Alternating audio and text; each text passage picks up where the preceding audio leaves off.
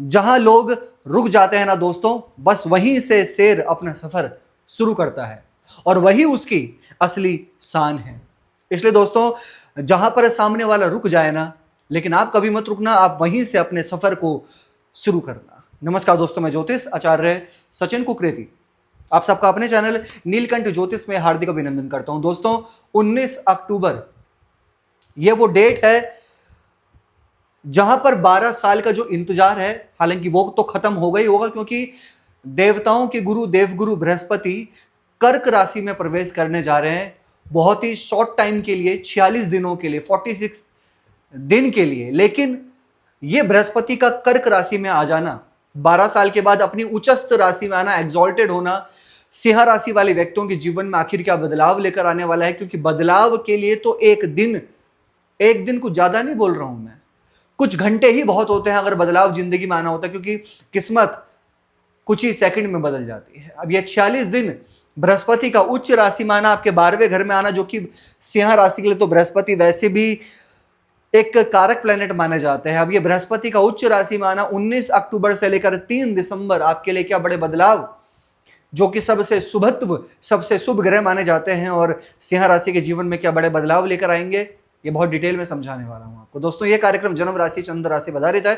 अगर आप अपनी जन्म कुंडली पे विश्लेषण करवाना चाहते हैं तो नंबर सिर्फ चैनल और वीडियो के डिस्क्रिप्शन में है। लेकिन अभी आपका फोकस फिलहाल यहाँ पे होना चाहिए कि ये बृहस्पति का राशि परिवर्तन सिंह राशि वाले व्यक्तियों के लिए कैसा रहेगा। सब कुछ समझाऊंगा, बहुत बारीकी से समझाऊंगा, समझ आएगा आपको। चलिए करते हैं शुरुआत।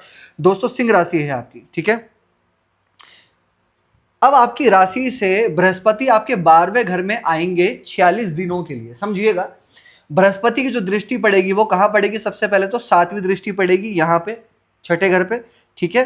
5वीं पड़ेगी यहां पे और 9वीं दृष्टि पड़ेगी यहां पे 8th हाउस में, यानी कि 4th हाउस, 6th हाउस और 8th हाउस पे दृष्टि पड़ेगी। और बृहस्पति कहां के स्वामी है, पंचम और 8th के। अब आपको थोड़ा समझना यह होगा कि बृहस्पति उच्च के हो रहे हैं 12वें घर में, कनेक्शन कहां का बन रहा है, 5th का, और 8th का कनेक्शन 12वें घर में बन रहा है। सबसे पहले तो ये विद्यार्थियों को लेकर मैं एक बात बोलना चाहूंगा कि अगर आप अपने स्टडी को लेकर फॉरेन जाना चाहते हैं, ये मैं क्यों बोल रहा हूं ऐसा, फॉरेन क्यों बोल रहा हूं, क्योंकि जो 12th हाउस है ना, ये फॉरेन का है। ये जो 12वां घर होता है जहां पे बृहस्पति आ रहे हैं 46 दिनों के लिए, ये 12th हाउस होता है खर्चे का, एक्सपेंसेस का होता है। ये 12th हाउस होता है फॉरेन का, ये हॉस्पिटल का माना जाता है, और ये अपने घर से दूर का माना जाता है।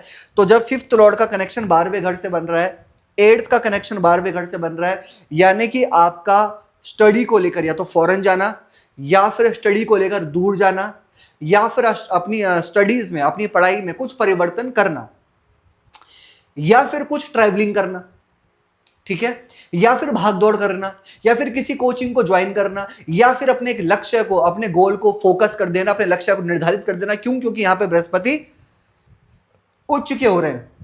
यहां जो बृहस्पति हो रहे हैं वो अपनी एग्जॉल्टेड हो रहे हैं, और सबसे बड़ी बात अपने घर को देख रहे हैं, 8th हाउस को। और 8th हाउस को देखने का मतलब है अपने घर पर दृष्टि डालने का मतलब है 8th हाउस, यानी कि आपके जो पूर्वज थे, या फिर आपके कुछ पुराने, आपके दादा परदादा, उनकी कोई जमीन थी और उसको लेकर कोई डिस्प्यूट था, या वैसे भी कोई डिस्प्यूट चल रहा था प्रॉपर्टी से रिलेटेड, या किसी भी कार्य क्षेत्र में कुछ भी चीजों से रिलेटेड, यहां पर ये 46 दिन है जब आप उन चीजों से बाहर निकल सकते हैं, या फिर कोई दरवाजा, कोई रास्ता खुल सकता है कि वो डिस्प्यूट सॉल्व हो जाए। यहां पे खासकर उन चीजों में जो बहुत टाइम से, बहुत पुराना डिस्प्यूट चल रहा था, वो इन 46 दिनों में हो सकता है कि यहां पे क्लियर हो जाए।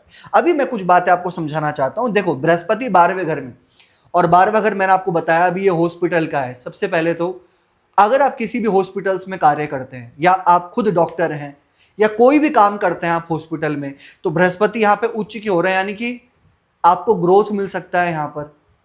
या अगर आप कोई फॉरेन जाना चाह रहे हैं, या कोई फॉरेन से आपका लिंक है, कोई कनेक्शन है आपका विदेश से या लॉन्ग ट्रैवल से, या आप ऐसा काम करते हैं कि आपका फॉरेन आना जाना होता है सिंह राशि, तो ये आपके लिए एक बहुत बढ़िया है। खर्चे भी होंगे यहाँ पे।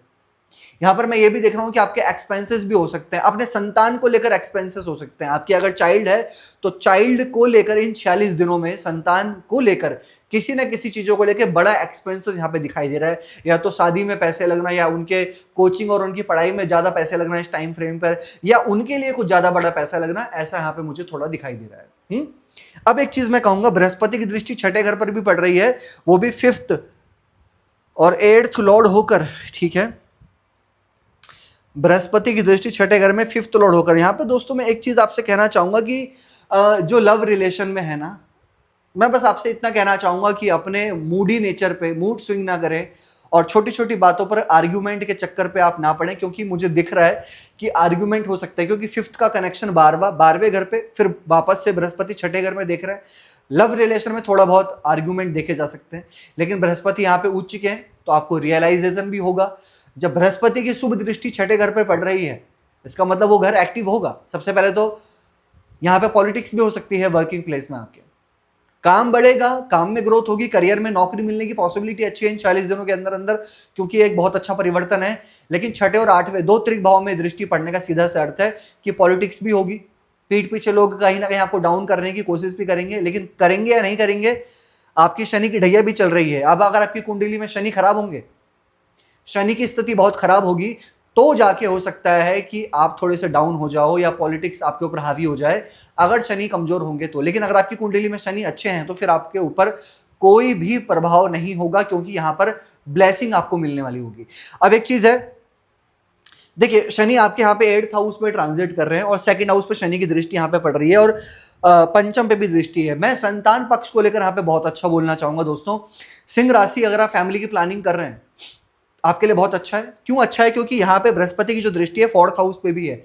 अगर 4th हाउस पे बृहस्पति की दृष्टि है, इसका मतलब कि या तो कोई बड़ी चीजें आप परचेस करने वाले हो इन 46 दिनों के अंदर, कोई बड़ी चीज, इसका मतलब या तो कोई गाड़ी भी हो सकती है, या कोई चीजें बहुत बड़ी प्रॉपर्टी से रिलेटेड, या कोई भी सुख सुविधा आपके घर में आएगी, चाहे वो संतान से रिलेटेड हो, फैमिली प्लानिंग से रिलेटेड हो, उसकी खुशी मिलना, या घर परिवार में कोई बड़ी चीजों का जोड़ना आना घर परिवार में। ऐसा दिख रहा है कि इन 46 दिनों में आपके घर परिवार में सुख सुविधा या किसी नई चीजों का प्रवेश हो सकता है। बहुत अच्छा दिखाई दे रहा है, क्योंकि शनि की दृष्टि 5th हाउस में, बृहस्पति की दृष्टि 4th हाउस में पड़ रही है और बृहस्पति खुद 12वें घर में है, तो बहुत अच्छा है। यहां पर ट्रैवलिंग को लेकर, लॉन्ग ट्रैवल को लेकर या स्पिरिचुअल ट्रैवल को लेकर बहुत अच्छा है, क्योंकि 12वां घर होता है ट्रैवलिंग का, 9th हाउस भी ट्रैवल का होता है और बृहस्पति खुद 12वें घर में, और बृहस्पति को धार्मिक चीजों का कारक ग्रह माना गया है। सबसे पहले तो स्पिरिचुअल ट्रैवल, आध्यात्मिक यानी कि धार्मिक यात्रा पे आप जा सकते हो और लॉन्ग बहुत दूर जा सकते हो, ऐसा मुझे यहाँ पे दिखाई दे रहा है सिंह राशि के लिए, तो बहुत अच्छा है ये। इसके साथ साथ मैं कहूंगा कि यहाँ पर आपका पहले कॉन्फिडेंस डाउन था, या आपका स्टडी डाउन था, या फिर कहीं ना कहीं एक कॉन्सेंट्रेशन नहीं था, वो यहाँ पर बहुत अच्छा होगा। ये बताया दोस्तों कि ये बृहस्पति का जो महापरिवर्तन है 46 दिन के लिए सिंह राशि के जीवन में क्या प्रभाव लेकर आ सकता है, क्या हो सकता है, क्या उपाय करने चाहिए सिंह राशि को। सबसे पहले तो आपके राशि स्वामी बनते हैं सूर्य। सूर्य को आप अर्घ दिया करें तांबे के लोटे से, ओम गृहिणी सूर्याय नमः का जाप करते हुए।